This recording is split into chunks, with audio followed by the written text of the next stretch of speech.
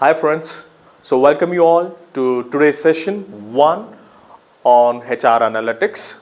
Your subject code is 18 MBA HR 302. So before I start, let me introduce myself. I'm Dr. Shyam, Associate Professor, Executive Educator, Author, Lyricist. So to begin, today's concept of HR Analytics. So let's try to understand the definition of HRM. So basically you have studied this HRM in your basic classes, okay? But still, definitions make sounds for to understand HR analytics. So, HR analytics comprises two functions basically, and that one is managerial function, operative functions. So, managerial functions, again, we have already studied in your basic classes. One is the planning, organizing, staffing, directing, coordinating, and controlling. With this, we are understanding the operative functions of HRM. So, operative functions of HRM includes what? So, one is starting from the recruitment. Okay, once you recruit and then you are developing them. After developing, you're compensating them, and once you compensate, you have to integrate them, and once you integrate, you have to maintain them. So, these are the operative functions generally of HRM. So, let's understand what comes under procurement and what comes under development, integration, maintenance, etc., etc. So now, with these two functions, let's derive the definition of HRM. So hence, we can define HRM is a planning, organizing, staffing, directing, coordinating, controlling of the other operative functions, that is the procurement, development, compensating, integration, maintenance, and you're reproducing the same HR to the end, to the individual, group, society, and you're ensuring those objectives are accomplished. So now in the procurement, so what and all comes in the procurement? So procurement, we have the personnel management, HR planning, job analysis and job description, recruitment and selection, test, interviews, placement and induction. And in development stage, we have promotion and transfer, training, executive development, career planning, succession planning, HRD, human resource development and job evaluation.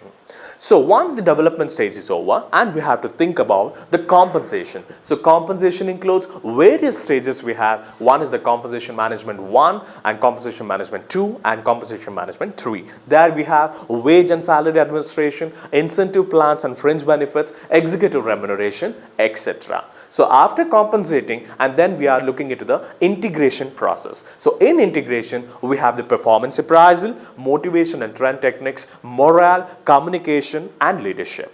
Okay, so the last stage, and this is a very wonderful stage, and you have a huge the things coming into the picture here. So maintenance process, maintenance stage we can call it as. Okay, so here in maintenance we have to maintain the employees' health, their safety, welfare, social security, and the team development, management, managing the grievances and the discipline, layoff, absenteeism, and labor turnover. With this, also, we are going to maintain the conflicts of employees, stress management, collective bargaining, industrial democracy, workers' participation management, IR, ID, trade union, and working environment, quality of work life, and productivity, managing the quality and the productivity. With this continuation, again, industrial organization psychology, HR information system, HR accounting, HR auditing, HR research, risk intelligence HRM, ethical issues in HRM, knowledge management and IHRM.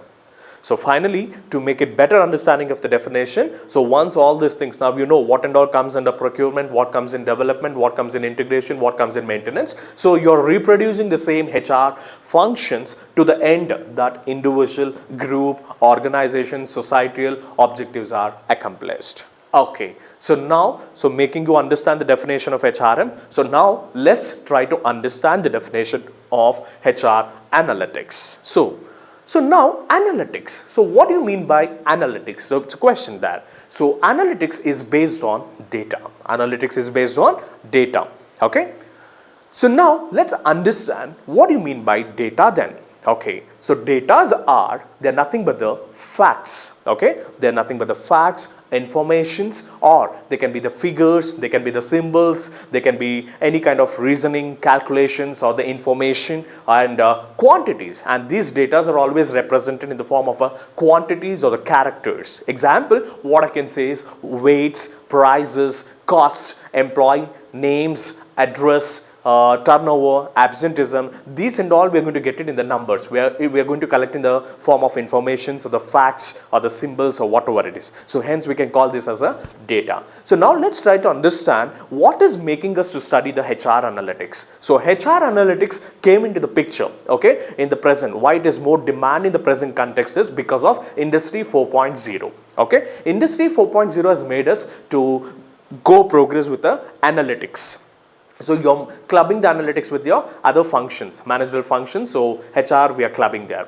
So we know all the stages like Industry 1.0. So Industry 1.0 was the steam age. So we remember it's a steam age where we used to work under the water wheels and the steam engines and the windmills and all. And coming to the Industry 2.0 we call it as a mass production age. So Industry 1.0 was called as a mechanization, whereas 2.0 is called the mass production, where the things were running in the form of like making use of the electrical energy. And now Industry 3.0, it's a full of automation. Automation came into picture, and there the computer, your electronics, that is usually after the Second World War. Okay, an example what I just can give is the Sony. And after Industry 3.0, now is the Industry 4.0, and Industry 4.0 we all know it's a digital age. So digital era, what we can call, and everything is going in the form of Internet of Things and networks.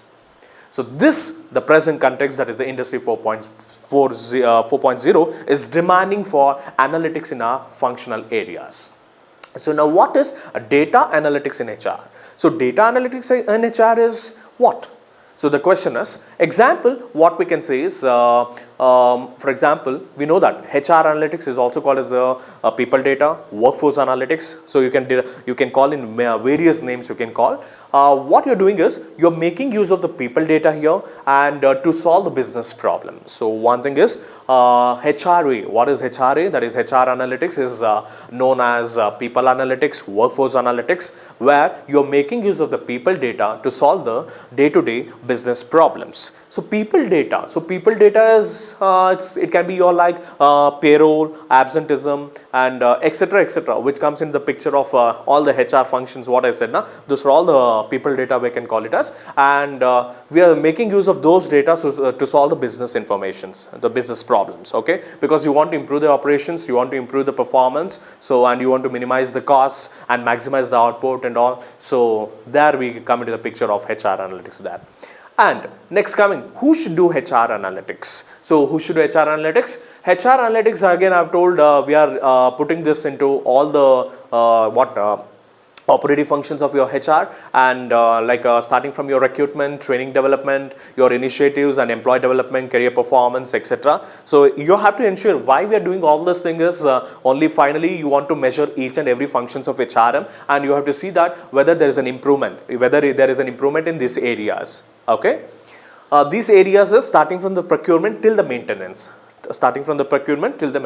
And what is HR analytics course? So now let's understand what is HR analytics course. So I've already told, because of this Industry 4.0 in the coming years also there is a lots of demand. So that is making us to pushing us to study the HR analytics, and we are studying the importance and the applications of the analytics, and all the industries, especially the hospitals, retail, and your financial sectors, banking sectors, every persons are making use of analytics in their respective fields to make the improvement in their functional aspects of the process.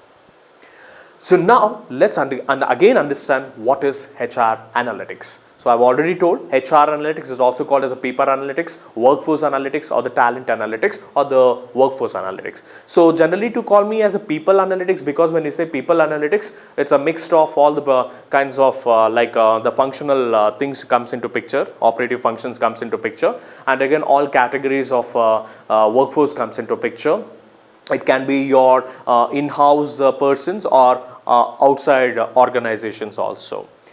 And now finally I'm just deriving in a very simple manner of HR analytics. What do you mean by HR analytics? So it is a science. So we can call it as a science because we are making use of the analytics here. So it's a science of gathering. You're gathering You're gathering the data. Okay, I've already told what kind of data. It's a people data. Okay, so once you gather, you're organizing those data and you're analyzing those data. Okay, you're organizing and you're analyzing the data and you're relating to that to the HR functions. Okay, HR functions like the procurement. Okay, then you're developing and you're compensating, you're integrating, and then what you're doing is finally you're maintaining, and you're to ensuring that you're improving the each functional areas and better decision making. So this helps you to make a better decisions in all these functional areas. See example, that's what I told now, there is a lots of attrition in the company. So what you can do is you can pull over the data and you can analyze those data. So when what was the previous year attrition rate, and present what is the attrition rate, and the future what is the attrition rate.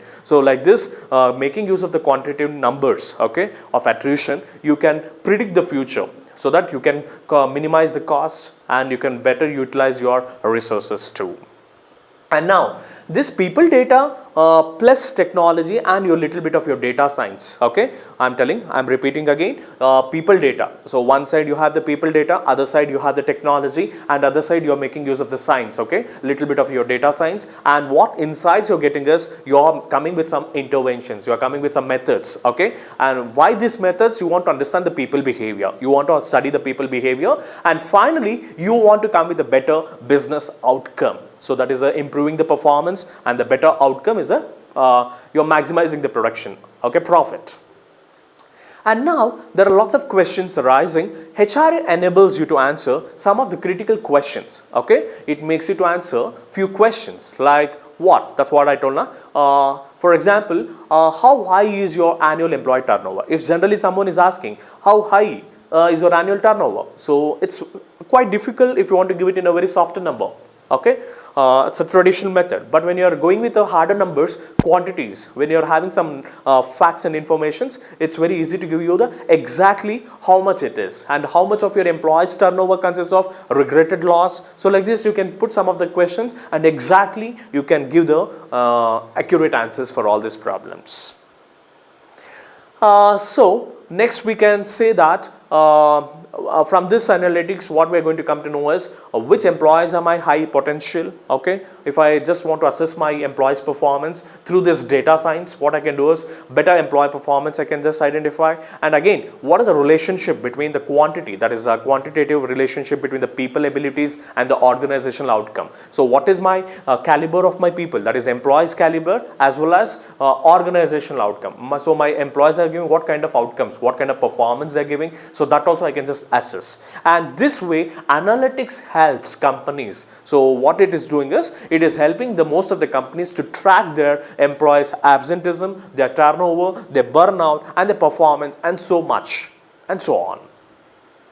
So now to make the concept stronger and to understand the subject stronger, okay, and well versed, we have to understand the building blocks of HR analytics. So what are the building blocks of HR analytics? You have three blocks. So one is the data, other one is the technology, and other one is the competency. So these are the three building blocks of HR analytics. So datas, I've already told, datas are nothing but the facts, informations, okay, or it can be in the symbols or the quantities, okay, those are the datas. And next one is the technology is required. So technology is what? So technologies are nothing but today you're coming with many softwares are coming. So those are the technologies I mean here. Okay, so we are making use of some softwares. Okay, some softwares have been used to analyze those people data. Okay, we have got various versions of softwares are there. So maybe we are making use of those softwares here, and especially the competency. I told you long back traditionally we used to go with the softer aspects. That is emotionally we used to understand and we used to make the decision of when it comes to the skills and all. But today we need the harder aspect, that is a vertical and as well as a horizontal. That is horizontal is you need little bit of the statistical knowledge, and the vertical is you should be the subject domain. Subject domain expert also is required, and that's the competency what we expect in the building blocks. So finally the three building blocks of HR analytics are the data is required, technology is required, and the competencies of the people is required. Okay, and now let's understand the drivers of HR analytics. What are the drivers of HR analytics? Okay, we have two kinds of drivers of HR analytics. One is the pull based factor. One is a pull based factor, other one is a push based factors. These are the two factors, we can call them as the drivers of HR analytics. So let's understand what and all things comes under the pull based factors. So the very first one is demand for efficient use of resources. Demand for efficient use of resources. We all know that today economy, you cannot predict the economy, what can happen in the next hour or what can happen tomorrow. So there are lots of disaster happening and economic crisis are there. So because of this, there is lots of demand for efficient use of our resources. Okay, cost minimizing and cost effective and resource maximizing and better use of resources and all. For these reasons, okay, there's a lots of demand for your HR analytics. And next one, scarcity of talent. The next one, the pull factor is scarcity of talent. We know that we have knowledgeable people coming out, okay, each year, but still there is a scarcity of talent when it comes to the analytics, okay, because I told you, we are just mixing, the blending is happening, analytics with all the other operative areas, and there is a scarcity of the talent. And next one is movement beyond institution based decision making. That's what I told now. Today all the kinds of decisions are based on the quantity. It is based on the numbers, not on the software aspect. So that is why the analytics is also making us the one of the pull based factor, we can say. Next one, limited actionable insights from existing system.